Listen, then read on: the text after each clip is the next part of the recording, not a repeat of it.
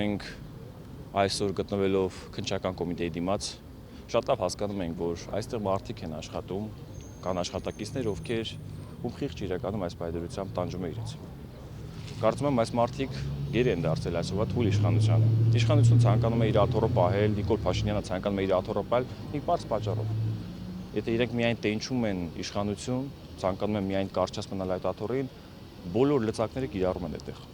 Եթե այսօր Սամվել Կարապետյանը գտնվում է անազատության մեջ, ուրեմն այսօր այստեղ ժողովրդավարության մասին անգամ չեն կարող խոսել, արդարադատության մասին էլ չեն կարող խոսել։ Քննչական կոմիտեն արդարադատության մեկ ինստիտուտներից մեկն է։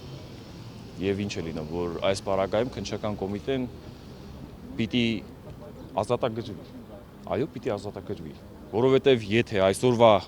իշխանությունը փորձում է իր բռի մեջ պահել բոլոր պետական ինստիտուտներին եւ ընդամենը պարզ կերպով ծառայեցնել միայն իր անձնական շահերի համար, պետությունը ինչ որ փակ բաժնետիրական ընկերություն չէ, էլի ինչ որ մեկի ձեռքում։ Պետությունը դա ինստիտուտներից կազմված ազգային գաղափարախոսությամբ կամ գաղափարախոսությամբ հետևող մեկ ամբողջական ինստիտուտ է, որը կարելի է ուղղակի կերպով դիտարկել, որտեղ այդ ժողովուրդ են ապրում, մարդիկ ցանկություններ ունեն, կամք ունեն, ազատության մասին այսպես չի կարելի էլի խոսել։ Ինչը վերաբերում է այսօրվան, մենք լինելու ենք այսօր հակակոռուպցիոն դատարանի բակում լինելով ի աջակցություն Սամվել Կարապետյանին, քանի որ այսօր մարտի 13-ին տեղի ունենալու 3:30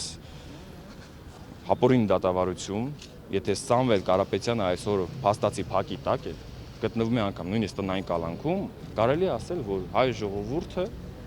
գտնվում է անազատության մեջ,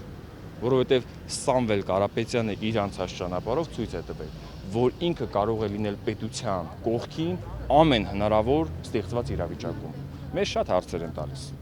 բայց մեր նպատակն է, որպեսզի լուսավորչական այն աշխատանքը իրականացնենք եւ ներկայացնենք, որ Սամվել Կարապետյանի արած աշխատանքը 2020 թվականից այս կողմ, 2000-ական թվականներից այս կողմ, այսպես նշեմ, միայն ժողովրդի մասին է եղել։